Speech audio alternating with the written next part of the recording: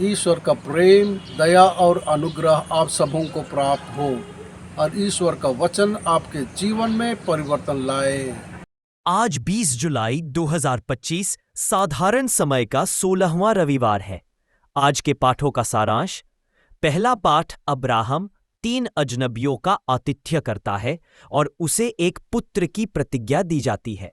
दूसरा पाठ पुराने युगों से छिपा हुआ रहस्य अब मसीह में प्रकट हो गया है। सुसमाचार पाठ यीशु, मार्था और मरियम के घर जाते हैं। उत्पत्ति ग्रंथ के पहले पाठ में हमें बताया गया है कि प्रभु 3 पुरुषों के रूप में अब्राहम के सामने प्रकट होते हैं और अब्राहम असाधारण आतिथ्य का प्रदर्शन करते हुए उनका स्वागत और सेवा करते हैं। फिर एक आतिथ्य भविष्यवाणी करता है कि सारा को 1 वर्ष के भीतर एक पुत्र की प्राप्ति होगी, हालांकि वह और अब्राहम दोनों वृद्ध हैं।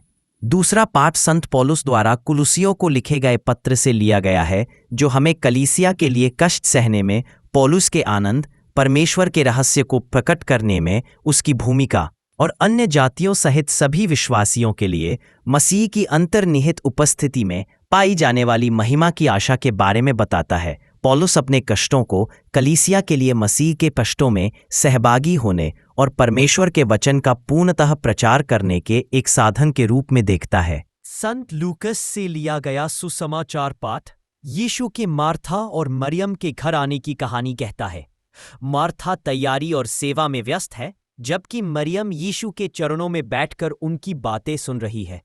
जब मार्था शिकायत करती है कि मरियम मदद नहीं कर रही है, तो यीशु उसे धीरे से डांटते हैं और कहते हैं कि मरियम ने उनके वचनों और उपस्थिति पर ध्यान केंद्रित करके एक ही चीज जरूरी चुनी है, जो कि व्यावहारिक कार्यों से ज्यादा महत्वपूर्ण है।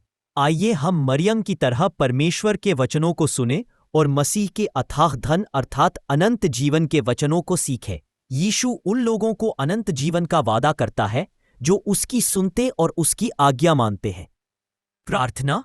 हे प्रभु यीशु ख्रीस्त, हमसे बात करें और हमें अपनी बुद्धि प्रकट करें और हमें आपकी शिक्षाओं का पालन करने में सहायता करें। आमीन।